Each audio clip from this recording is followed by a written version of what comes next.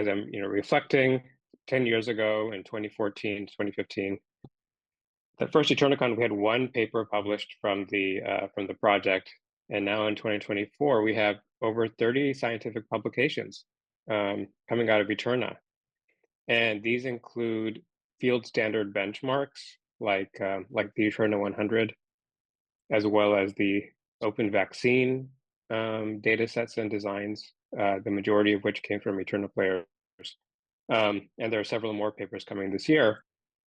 What I want to highlight is the real contributions of the Eterna community. I'm especially impressed, and I'm especially proud of the fact that we've put out papers that are written with Eterna players as co-authors, and especially of papers where Eterna players have been the lead authors or even the sole authors.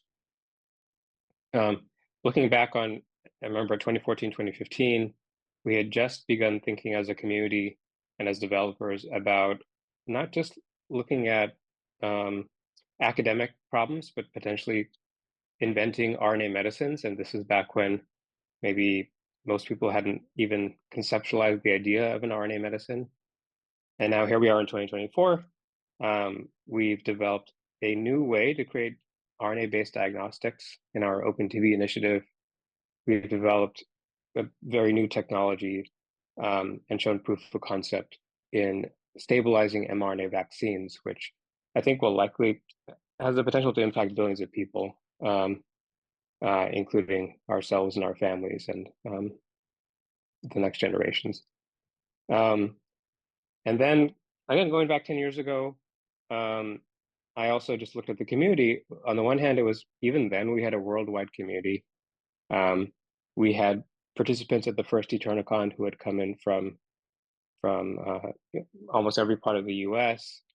We had participants from Brazil and Europe. But we only really had a single institution taking part, and that was Stanford University in California, which is where I am now.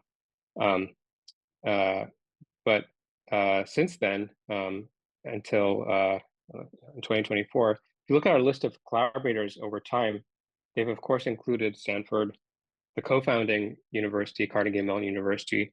But just in the last 3 or 4 years, we've had with UC Berkeley, University of California, Santa Cruz, the Pfizer team based in New York, Pearl River, New York, Northwestern University based in Illinois.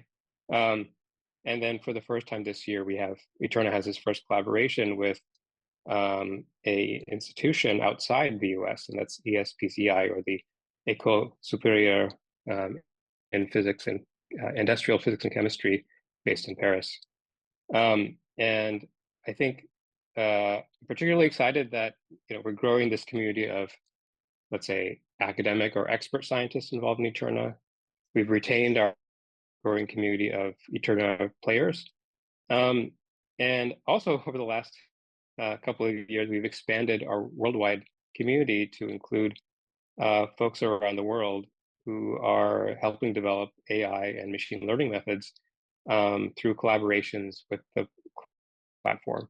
And so it's been really fun to see this other community brought together through a interest in pushing forward scientific research, but not at sort of expert laboratories, and getting to engage with them.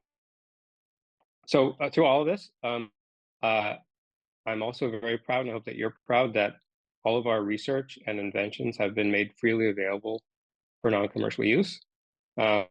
That's been a core principle of Eterna since we launched it in 2011.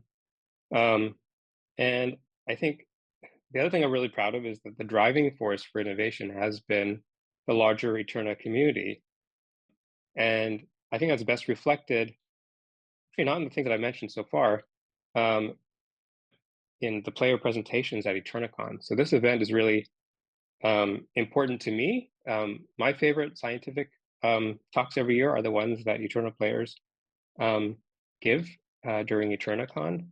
And I really, really love getting to meet players who haven't yet presented, because I have to say every single presentation that's from a new person just just really changes the way I look at science. And so I'm especially thankful to the Eterna players who, some of you, to those of you who are returning, but especially to those of you who've had the courage to come and make a presentation for the first time. Um, your research, your presentations, your collaboration, they really have a big impact. Certainly on me personally, but also on science broadly. So welcome everybody. I really want to also thank the organizer profusely. That includes Jonathan Romano, who's handling a lot of the technical logistics, but also the folks who've put together the event and recruited presenters. And so those include Digital Embrace, or Jill Townley, who we'll go from today, as well as Astromon, or Alec, and MJT, or Mary. And I'd also like to thank, just again, all the presenters from both academic labs and as well as those of you who are players who will be hearing from later today and tomorrow. I'm just really, really excited to hear what you've come up with. And here's to another 10 years of Eternacon. Welcome everybody to Eternacon 10.